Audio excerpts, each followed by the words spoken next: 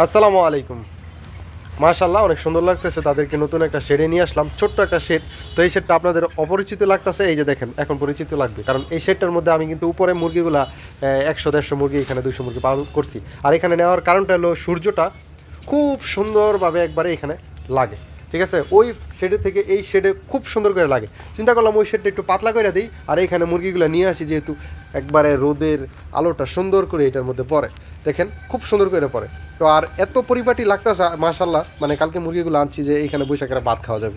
তো এই যে এইখানেও যে মানে আমার লালন পালন করছি একই দিন, দেখেন কোনো ময়লা টলা নাই। আমার একটা বন্ধু এবং ভাই বলতে পারেন, যে চলাফেরা ছোটোবেলা থেকে একসাথে, সে এসে বলতেছে মাশাল্লাহ রে, তোর শেডটাও সুন্দর এবং তুই অনেক গুছায় রাখিস।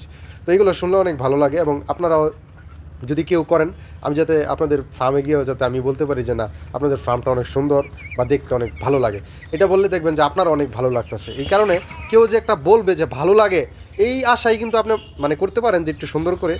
এতে করে আপনি কিন্তু দুইটা প্লাস পয়েন্ট, মানুষও ভালো বলবে এবং আপনি নিজেও মুরগি লালন পালন করে কিন্তু স্বাবলম্বী হতে পারবেন। এটাই মূল বিষয়। ঠান্ডার জন্য ভয়েস দিতে পারতেছি না। তো আজকে এখানে নিয়ে আসার একটাই কারণ, সেটা হলো ওইখান থেকে দেখা গেছে এইখানে আনার পরে দেখা যাচ্ছে একটু গেদাগিদিটা একটু কমে গেল আর কি, ঠিক আছে? একটু তারা ইজিলি বড় হয়ে যাবে এবং খুব সুন্দরভাবে তারা এখানে খাওয়া দাওয়া করবে, চলাফেরা করবে, ঠিক আছে? এটাই উদ্দেশ্য, আর মন কোনো উদ্দেশ্য না। আর তুষ ওইখানে লাড়তে কিন্তু একটু মানে সমস্যা হয়ে যায়, যেমন মাচার মধ্যে ঠিকমতো টিয়া করা যায় না। বেশি মুরগি থাকলে তাদেরকে একটু পায়ে পায়ে এসে বাড়ি খায়। তো এইখানে নিয়ে আসার কারণে ওইখানে একটু পাতলা হয়েছে, ওইখানে একটু নাড়াচাড়া করা যাবে। বাই বেস্ট বলবো যে একবারে গরমের জন্য বেস্ট একটা সিস্টেম মাচা পদ্ধতি। শীতের জন্য একটু কষ্টকর হলেও শীত কিন্তু বাংলাদেশে বেশি থাকে না, 2 থেকে 3 মাস থাকে, তারপরে কিন্তু গরম। অর্থাৎ শেড করলে মাচা দিয়ে করতে হবে, মাচার বিকল্প কোনো কিছু চিন্তা করা যাবে না।